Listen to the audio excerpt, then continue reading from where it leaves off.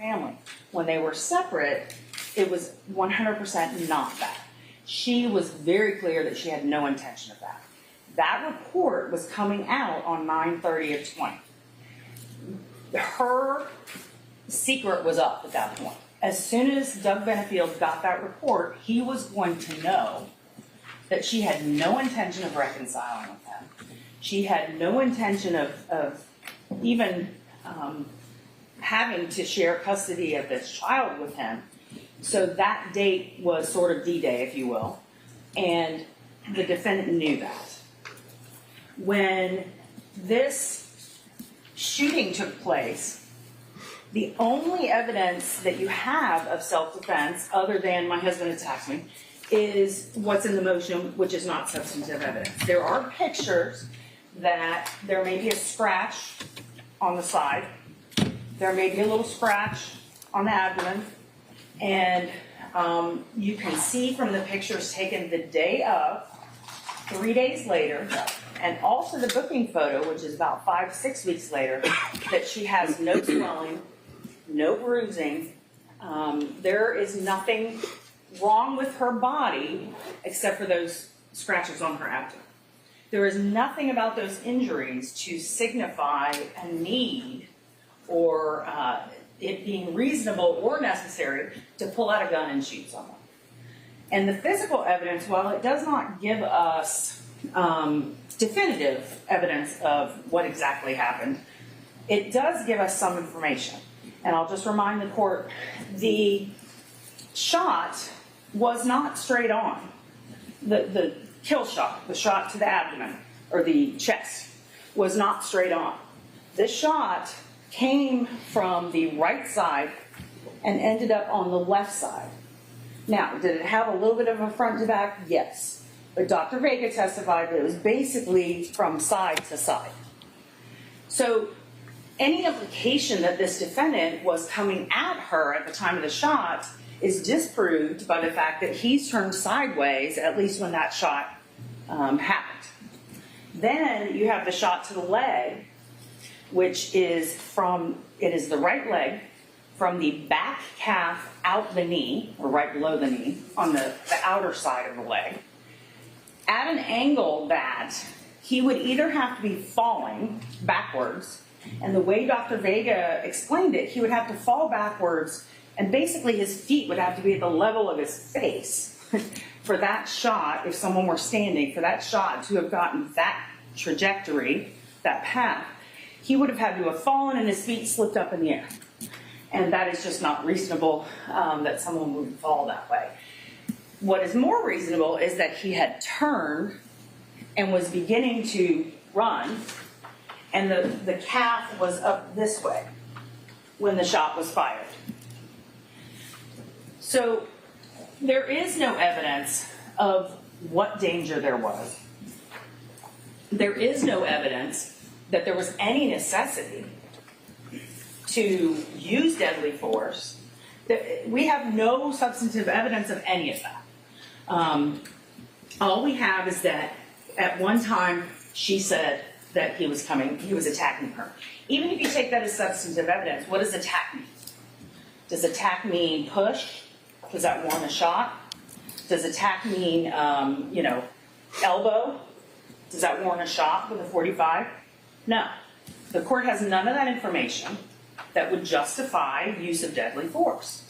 So the court must rely on what the state has presented, and the state has presented a vast motive to get this man out of her life so she can have this child to herself. She's manipulative. She is telling him one thing, telling everyone else something else, and telling people that she's afraid of this man, but yet texting with him, inviting him to Selby Gardens. Why would she invite him somewhere? She's so afraid that he's going to do something. She's also on a video within days of the murder where she is trying to tell people that she's so afraid of him and what he would do to Emerson and these types of things. And she's on the video while they're playing a game in a restaurant, and she's laughing. And does she seem scared? No. because I know the court can take into consideration the defendant's past experience with this victim and why she may be scared and why that fear may be justified. The only evidence you have before you is that there isn't any. And this defendant knew that she, 3 days after the shooting, had to be in front of the same judge that was not favorable to her. And this report was going to come out, and it was going to blow her story out of the water, and it was going to say that she was not planning to reconcile with Doug. And quite frankly, the fear of what the judge would do at that point was enough. So twofold is that she had a definite motive. Second is there is absolutely no evidence of reasonableness or justification or any reason that this shooting would have been truly self-defense. So on that grounds, I would ask you to deny the motion. All right, Mr. Taylor, before I get started, one thing I didn't do whenever you rested was just to clarify, Ms. Benefield, I do need to have a little bit of a conversation with you. So if you'd raise your right hand, do you swear or affirm to tell the truth, the whole truth, and nothing but the truth? I do, so. All right. Ma'am, you can remain seated. Do you understand that in this hearing, you have the right to testify, you have the right not to testify, you do have the right to remain silent? Do you understand? Yes. And you understand you've chosen not to testify? Yes, sir. And is that your decision and your decision alone after speaking with your attorneys and consulting with them? Yes, sir. And you also have the right to present evidence. You don't have to, but you could present documents, videos, the testimony of other witnesses. You have that right. Do you understand? Yes, sir. You understand that you and your attorneys have decided not to put on any evidence? Yes, sir. All right. And you're okay with all of that? Yes, sir. All right. Thank you, ma'am. Just want to make sure. Thank you, sir.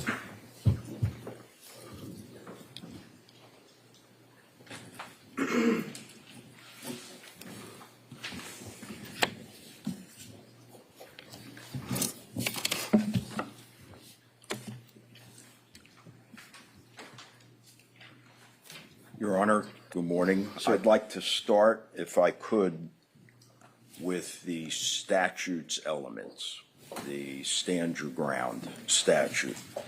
Specifically, Your Honor, I'm referring to 776-012, use or threatened use of force in defense of person, subsection 2.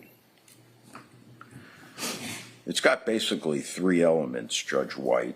The individual claiming the stand your ground needs to be in a place where they have a right to be. This was Ms. Benefield's home.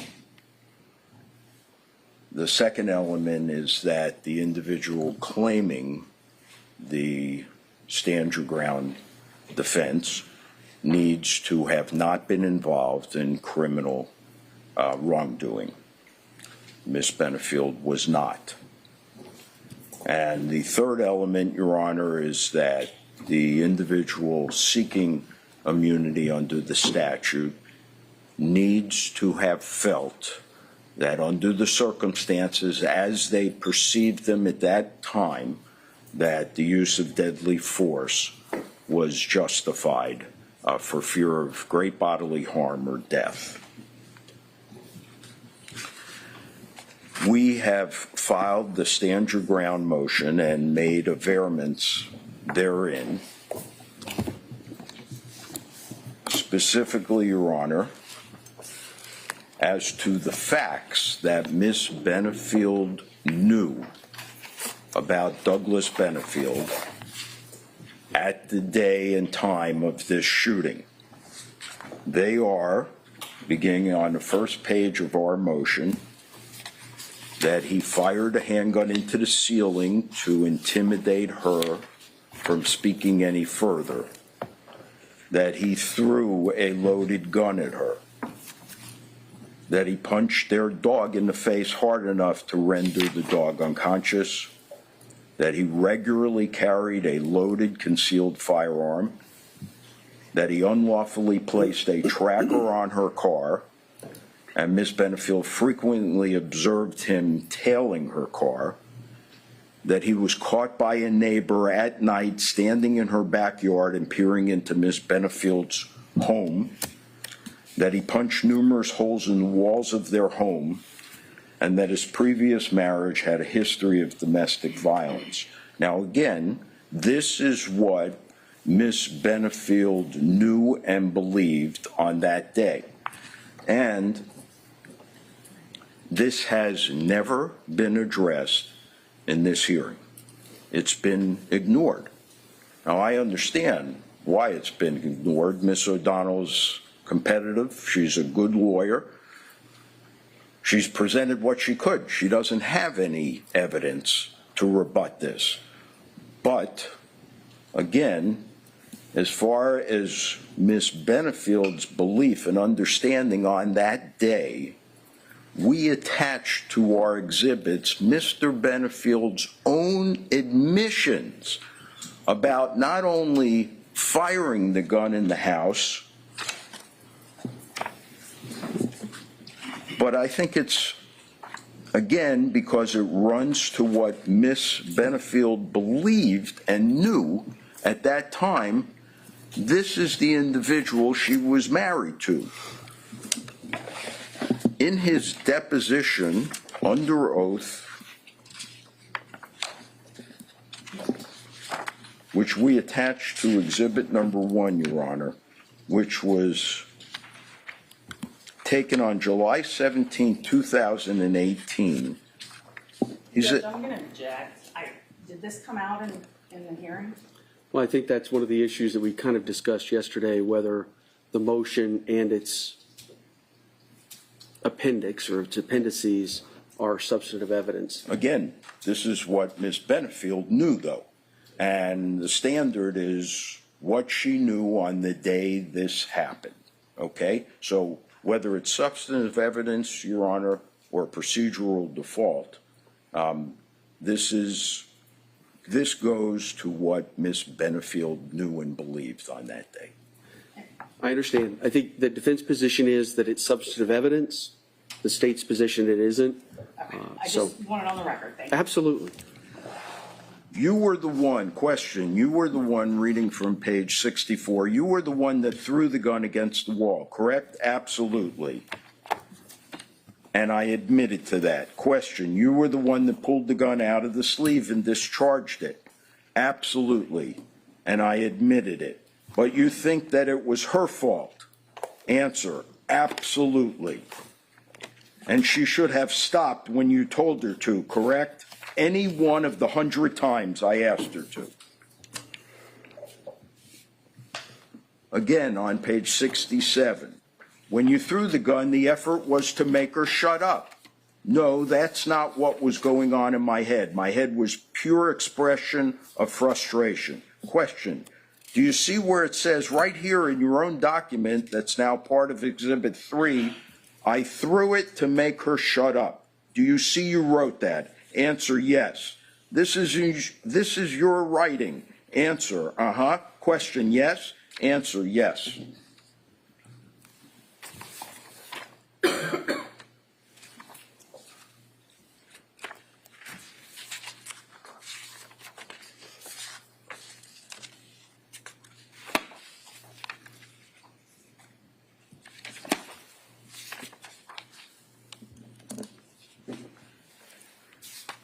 Again, Your Honor, in the deposition of July 17th from page 72, question, and you admit that that happened on or about that day you hit the wall to get her to stop talking. Answer, I hit it out of frustration. It had the effect of stopping her for a minute. Page 73, question, so you hit the wall where? I was inside the closet and hit it from on the inside of the closet, just about where there's an ADT alarm. Question, it put a hole in the wall? Answer, yes, it did. And then it went through, my fist went through the sheetrock and sort of hit the outside. Your Honor, I can't imagine. I know when I'm at the range, and most people, I don't know that I've ever seen anybody at the range without earplugs. I cannot imagine the terror of having a firearm shot while I'm sitting at the kitchen table in my house into the ceiling.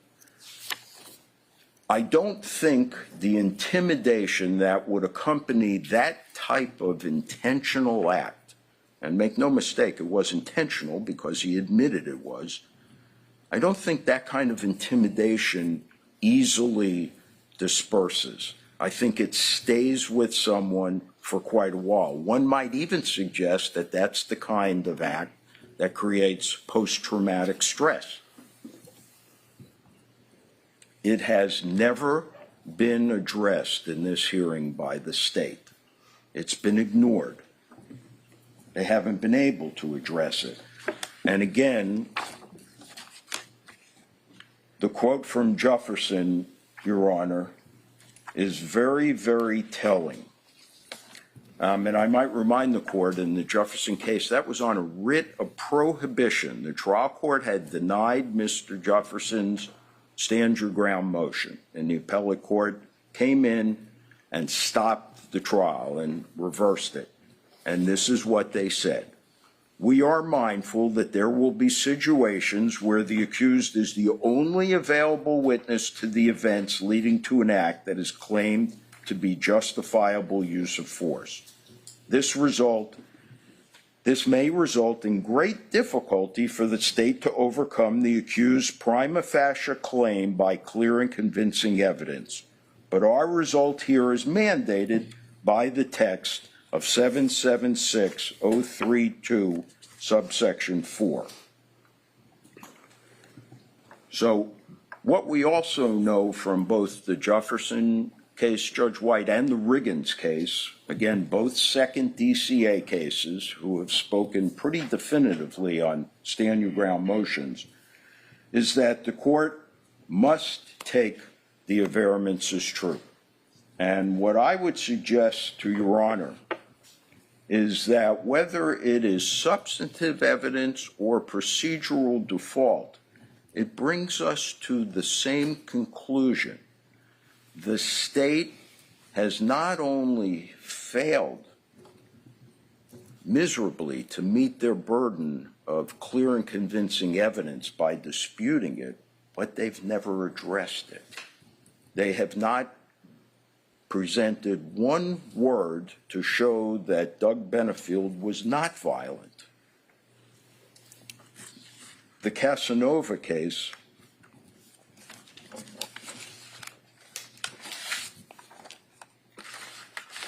had this to say about that, Your Honor.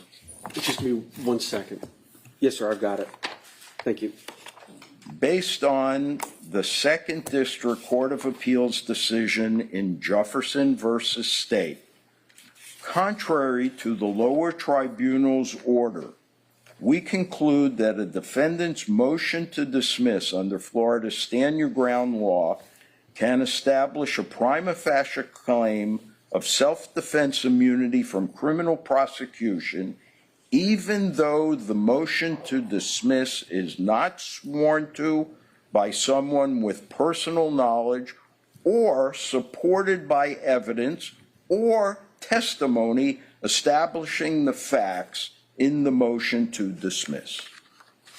That's a pretty powerful and definitive statement, Your Honor. Another thing that the state has left entirely unaddressed is the fact that in this motion we alleged that this crescendo built over the course of time on that day with subsequent anxiety attendant to Ms. Benefield based upon the actions of Mr. Benefield. Specifically, we cited and averred that at one point in time, Ms. Benefield said, I've had enough, I want you out. You need to leave my house now. We've clearly established Mr. Benefield did not live there. We then further articulated that when he would not leave after she issued and finally found the strength to confront him and tell him, get out, she decided to leave. What did he do? He grabbed her by the left hand, turned her around, blocked the door, and would not let her leave, which resulted in her fleeing for sanctuary towards the bedroom. The reason why that's so significant, Your Honor, is because the Cummings decision dealt with exactly that situation. And they referred to that as a remaining in burglary. I don't have to quote the statute for the court. I'm sure the court is quite familiar with Florida's burglary statute. But I can tell the court this.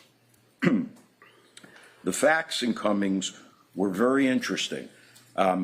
As the court may recall, it was a couple. They were not married, but they cohabitated, lived in a trailer park. They went to a tavern to have some drinks and befriended another couple, also unmarried. The party continued back at the home of Mr. Cummings, where Mr. Cummings and the invitee got into a drunken brawl. The appellate court said that at the moment the invitee began to fight with Mr. Cummings, his license, his invitation, his right to be present in the home of Mr. Cummings by law was revoked, and his status was that of a burglar who, by virtue of committing a simple battery against Mr. Cummings, made him a forcible felon. And as the court knows,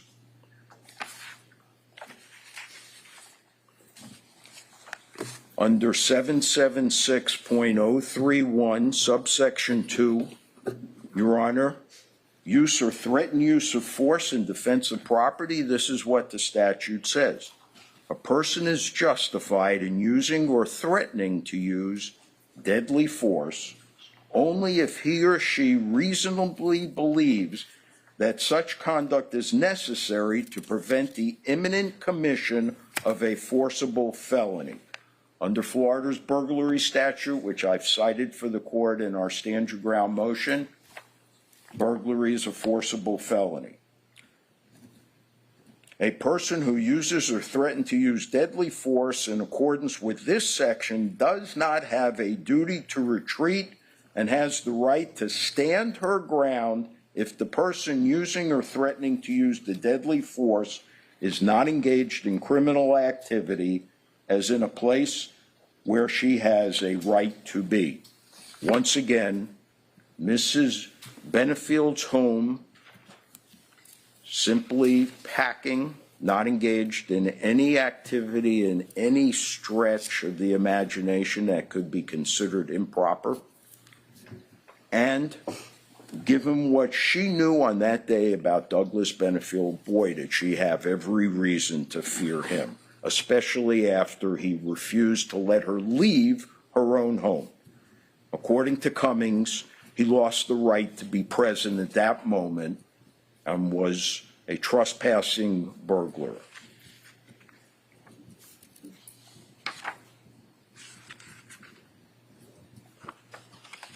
And they go on to discuss the remaining in statute. So, what have we seen in the state's presentation, Judge White? They have established motive. They've made it very, very clear that that has been their objective. And I'm not going to chase it because, as I've told the court from the beginning, that is not an element. It is not one of the facts and issue of this statute.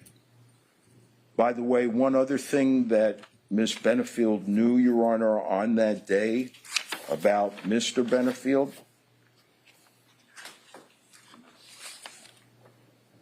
this would be from our exhibit number 4, Your Honor. Mr. Benefield's own statement I promise you going forward, I won't do anything stupid, embarrassing, and insulting like I did with your waterworks or back early in the year when I put Eva's tracker on your car. Now, this is a woman who's not only experienced the shooting of the gun, the throwing of the gun, the punching of holes in the wall, and a tracker on her car, but we also know about him being caught standing in the yard at night. And finally, Your Honor, there's this. A message from Mr. Benefield's first wife, whether true or not, this is what Mrs. Benefield believed and knew on that day. I loved you. Though finding out you weren't really what you pretended to be, you kicking me so hard on our New Year's Eve, on our honeymoon, because you were having trouble. So which exhibit was that again? I'm sorry. I That's remember reading it, but I don't know exactly. Exhibit 4, Your Honor. Thank you. I'm sorry, Exhibit 7. I stand corrected, Judge. Text message from Renee Benefield.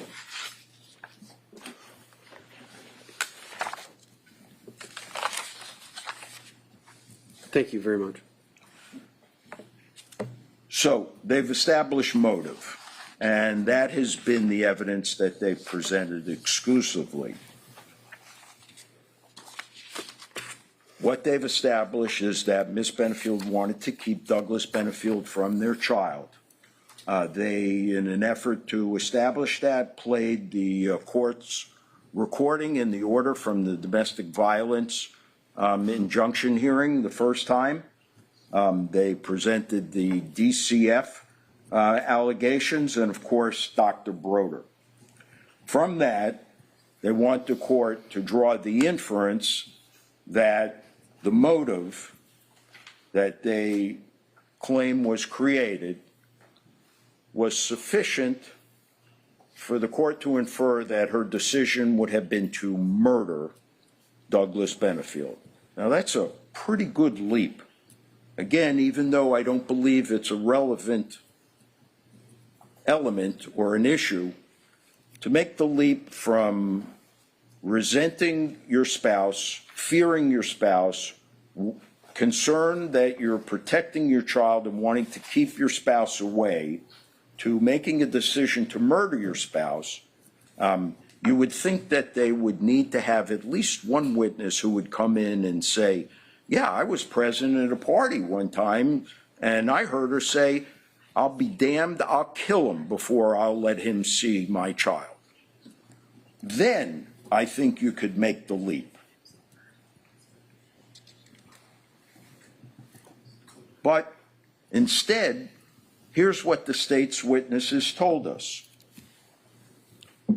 Detective Warren told us about what Dr. Quintal had to say about Douglas Benefield, that he was a fake, that he used God to try and ingratiate himself, that he was a controller, that he was violent. Dr. Broder, that Ms. Benefield told him she feared Douglas Benefield, that he was an intense personality, angry, a manipulator.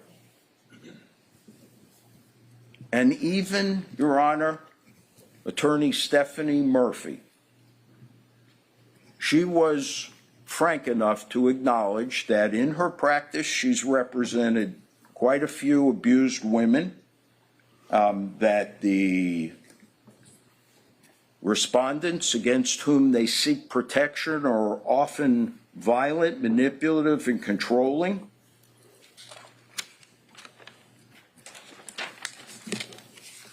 And you know how sometimes, Judge, in a conversation, somebody says something and it has the ring of truth, it just kind of hits you where you realize that it's a sound statement that's been made. Dr. Broder talked about appeasement and the strategy that Ms. Benefield used to deal with Douglas Benefield, knowing what she knew about him. By appeasing him, that was her way of best protecting her child, by going along with him, keeping him at bay. These were quotes from Dr. Broder, who was their witness. I'm going to tell the court that in this country, of the abused women that we know of that come forward, closing argument. It's closing argument.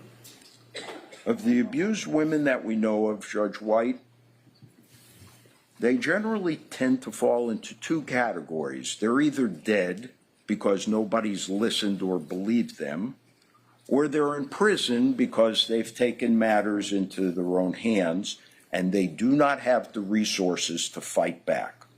And in this instance, thankfully, Ms. Benefield has backers that have enabled her to fight back.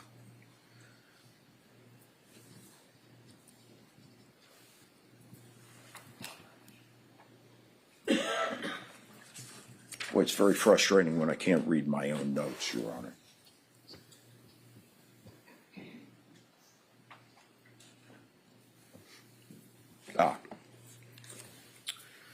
So, I would respectfully submit to Your Honor, there's very little about this arrest and charge that was either objective or proper.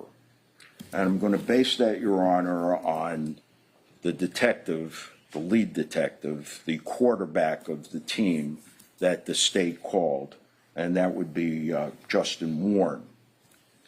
The reason I went through those two proposed affidavits and compared them to the actual affidavit he filed was, and I wanted the court to think about what reasons Detective Warren would possibly have for these actions.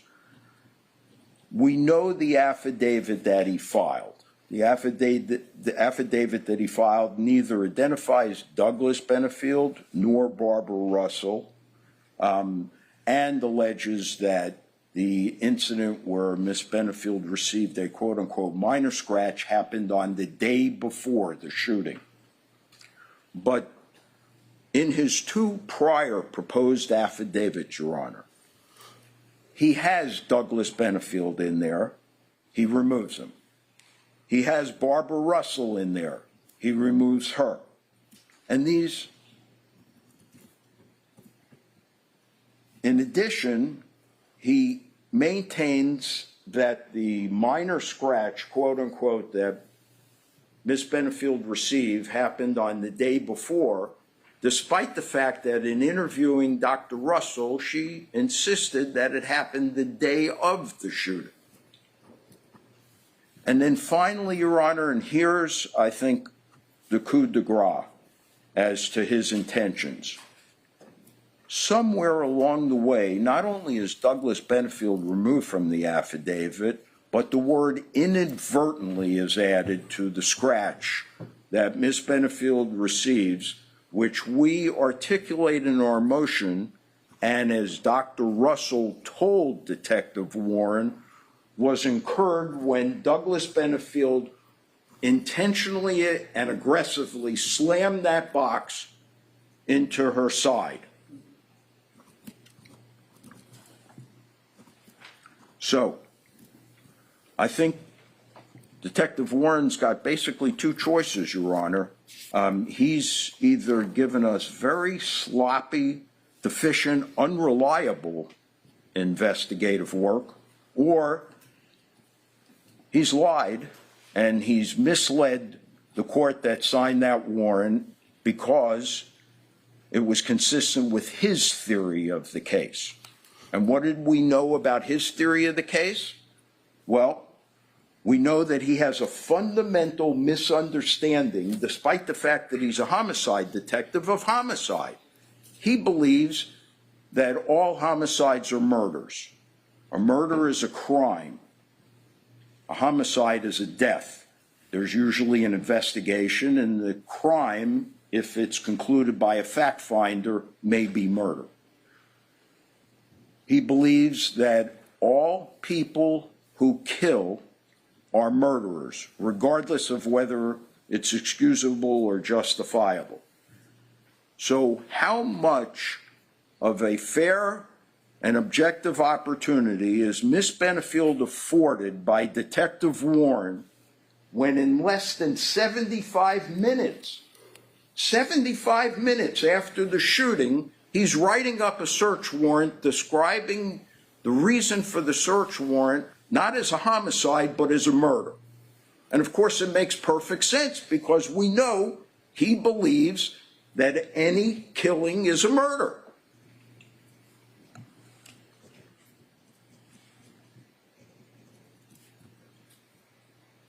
That's not enough, though. In addition, he misrepresents in his affidavit the 2 wounds that Douglas Benefield has suffered. He says specifically that self-defense has been ruled out because it does not appear that Douglas Benefield was facing Ashley Benefield when he was shot, despite the fact that the medical examiner says just the opposite. And what's worse is the medical examiner's opinion is released the day before Detective Warren files his arrest warrant. And you know, in the scheme of common sense, Judge, we've all been at this game for a while. Let's not kid ourselves. Detective Warren hasn't been sitting in his office waiting to hear from the medical examiner's office. He's called the ME's office and he said, so what do you got? You know, is there anything you can tell me? Is this possibly self-defense? So he gets the shot to the chest wrong because he says he wasn't facing her. And then he gets the shot to the knee wrong, but he gets it wrong because his theory is that Douglas Benefield was facing the closet when he was shot, which makes perfect sense that he would be shot in the outside of his knee instead of the inside. And that's a warrant that he presents under oath to a circuit judge.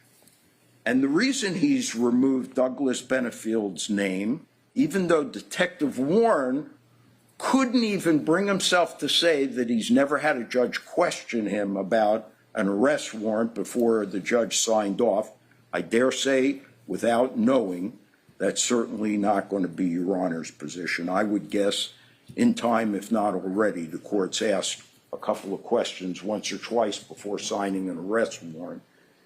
He doesn't want that in there because an astute and street-smart judge may say, well, what was the relationship between these two? Can you tell me a little bit more? Might this be self-defense? He's completely misled the court.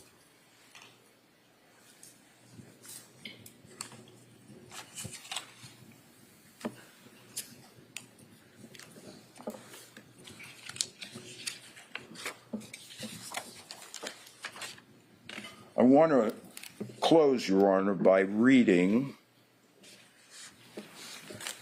2 quotes, if I can.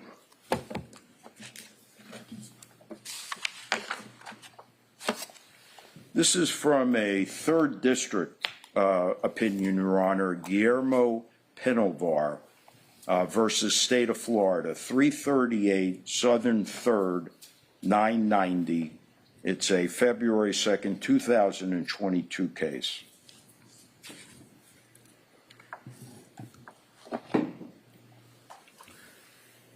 Mr. Penovar appealed the trial court's denial. The petition was granted and the trial court's order was reversed and quashed. The 3rd DCA said the following: the trial court, based on its conclusion that Penovar's motion below was not sworn and did not rely on record evidence, together with Penovar's failure to present any evidence or testimony to support his claim of immunity, denied the motion. For the reasons discussed herein, we grant the petition, quash the trial court's order, and remand with instructions. a defendant's motion to dismiss under Florida's stand your ground law can establish a prima facie claim of self-defense immunity from criminal prosecution, even though the motion to dismiss is neither sworn to by someone with personal knowledge or supported by evidence or testimony establishing the facts in the motion to dismiss. Your Honor, at no point in any capacity whatsoever has the state addressed the facts in our sworn motion to, in our stand your ground motion to dismiss. They have not addressed what Ms. Benefield knew about Douglas Benefield on that day. They have not addressed his status as a forcible felon in the home of Ashley Benefield having assaulted her. I believe this motion compels the court to grant it. Thank you for the court's patience. Thank you very much, sir. Rebuttal? Yes. Judge, the state has not addressed the facts in the motion because they're not evidence in this case. I believe we've all been doing this a long time, and the defense's argument about all of these facts that were known to Ashley, that's all written down, not sworn to, not evidence. The argument that was made might be okay for sitting around in a living room talking to your friends. However, the legislature and the Supreme Court of Florida have defined very strict laws for rules of evidence and what is reliable and what is allowed to be viewed as evidence.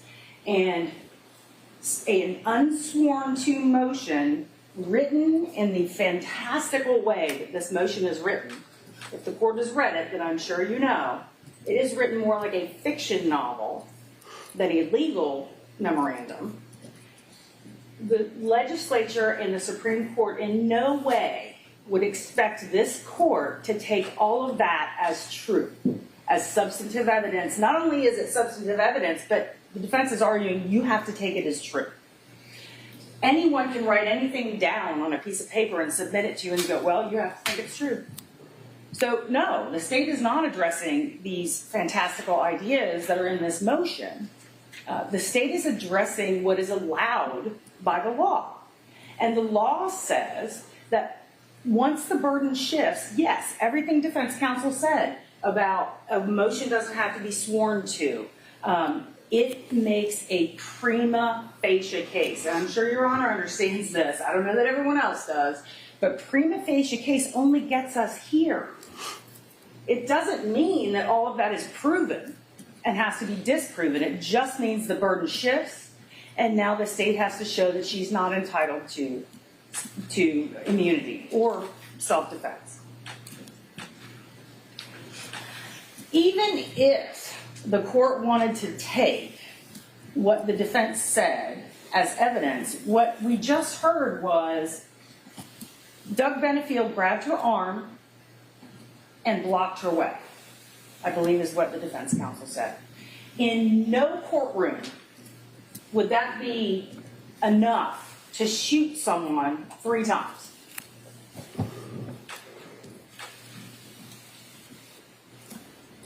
Additionally, even with the state's evidence, she was the only one that was armed. There's no indication from anyone that Doug Benefield was armed. You saw the pictures of him laying there, dying on the floor. There's no gun next to him. There's no knife next to him. There's no, bat next to him. And you saw, like I said, the pictures of the defendant. And multiple times, she was not beat up. She did not have serious injuries. There is no reasonable belief that this type of force was necessary to combat imminent death or great bodily harm. And the state would ask you to deny the motion. Thank you. All right. Thank you both very much. Did you want to submit proposed orders? You don't have to. I'm just putting it out there. I know in some cases we do, some cases we don't. You will Oh, I'm sorry, go ahead, You will Steve. do much better than I would anyway. All right. On that, we are in eminent agreement, Your Honor. I wouldn't begin to try to approach the quality of the argument. Now, I did speak with the court reporter's office, and unfortunately their staffing is a bit low right now. So it might be a little bit of time before I can get a transcript, because obviously, as we talked about, either side is going to appeal. So figure we'll get a transcript anyway. That way I can cite to portions of the actual record in support, and it might also streamline your appeal. So I will just say that I'll get an order out as quickly as I possibly can in light of all of those issues. All right. I would assume we can release that date that we chose in, was it? Yes. September. Yes. So do we need to let your JA know, or are you? No, she's listening in. Kelly, we need to release that date. At least you did that. I was joking how I tend to talk to the air because I know my JA is listening. And I said I wasn't going to do that because, it looks weird. But so thank you for doing that. All right. Thank you both very much. Excellent presentations over the last day or so. I appreciated the written work product. The presentations have been excellent.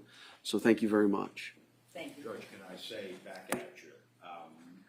The court's order told me all I needed to know about Your Honor's academic acumen, but I want to tell the court I had not spent enough time in front of Your Honor until this hearing to be able to reflect on Your Honor's temperament, which has been wonderful. We appreciate it.